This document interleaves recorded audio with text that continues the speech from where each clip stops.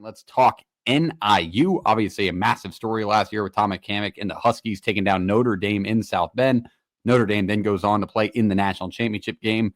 JP, tell us about this team headed into the 2025 season.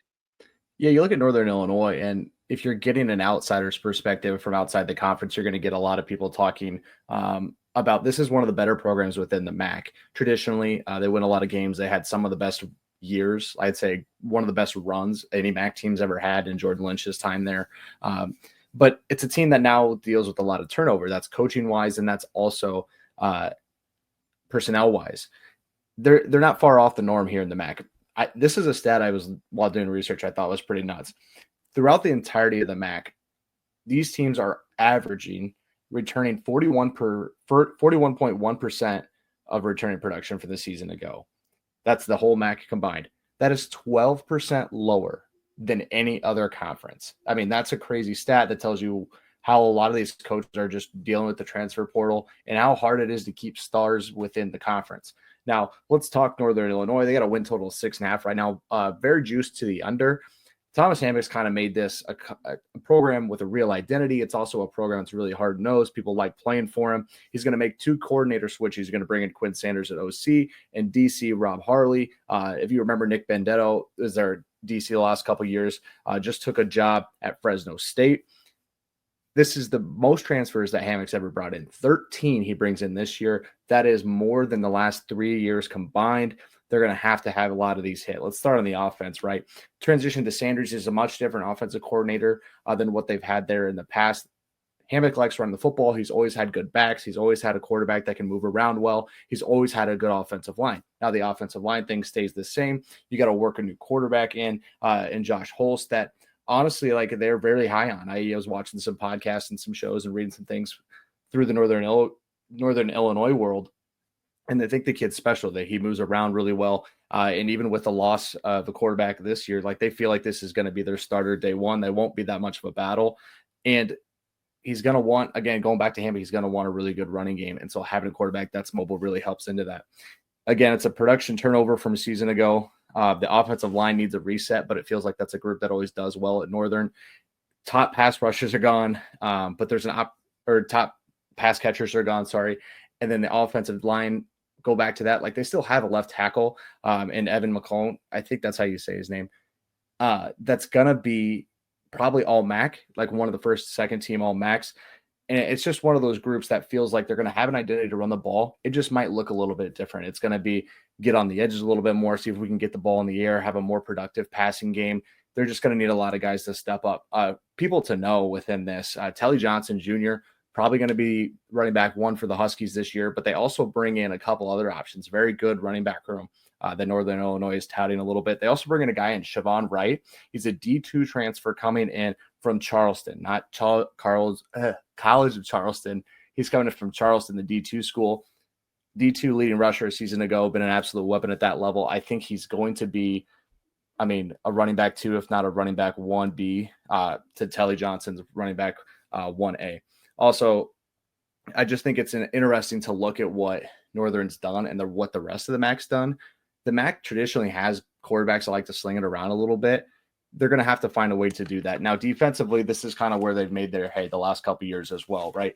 There's a really good, strong defensive unit. The last couple of years has been top 40 in S&P plus in the country, not just one of the top units of the MAC, but numbers-wise, one of the top units throughout the country.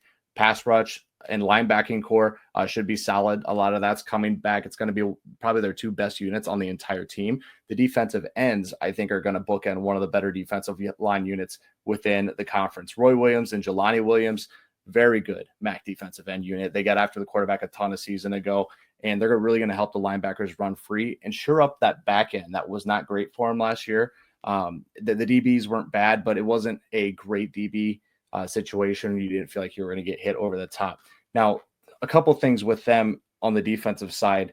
The scheme is going to be pretty similar to what they ran a season ago, but they really need young DBs to hit. They're going to need the interior part of the defensive line to be better in stopping the run, because when they were getting beat, they were getting beat with the run, and that just caused a lot of issues and everything. So looking kind of at everything here, you need to know this about Northern Illinois, and I wrote this down. how much confidence can this team build before they make the transition into the Mountain West in 26? I don't feel like you can go into the Mountain West in 26 feeling like kind of iffy about things. Like you don't have a true identity. You don't have a proven leader at quarterback. There's too much turnover, things like that. It's a program that can recruit within the MAC. And if they can get their feet under them and feel confident going into the Mountain West in 26, maybe it's a program that can blossom for 3 or 4 years within tougher competition. So schedule preview time, like no time for growing pains, right? There's a real possibility that they're dogs in 4 out of the first 5. And they're going to catch 3 of the top 4 in the MAC projections on their schedule, only missing Buffalo. It's a tough sled. It's a tough ask for this team to get back to like 8 wins. But 6, 7, I mean, going to a bowl game is probably expected within Northern Illinois ranks, and I think they can do it.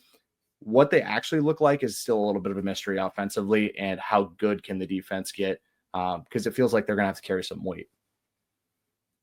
Yeah, I like that full breakdown because it's a team that everybody kind of has this opinion on because everybody sticks out that obviously the gigantic upset last year, but then after that upset, they become the MAC favorite. Like people are like, all right, this team's got to win the MAC, right? Like they're going to compete for it. And then there's just those slip ups afterward that they just kind of didn't pan out. And now everybody's wondering, are they capable of that again?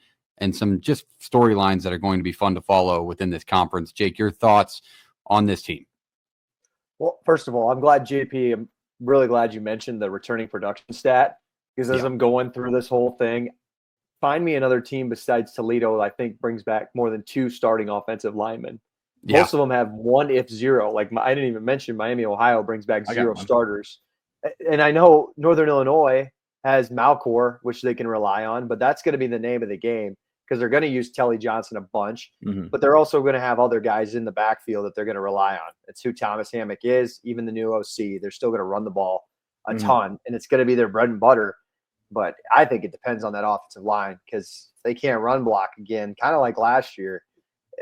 That guys, you got to remember, they only scored 16 points to beat Notre Dame, and that was Notre Dame's offense was really abysmal at that point. So they can't luck out much of that going into 2025, I think.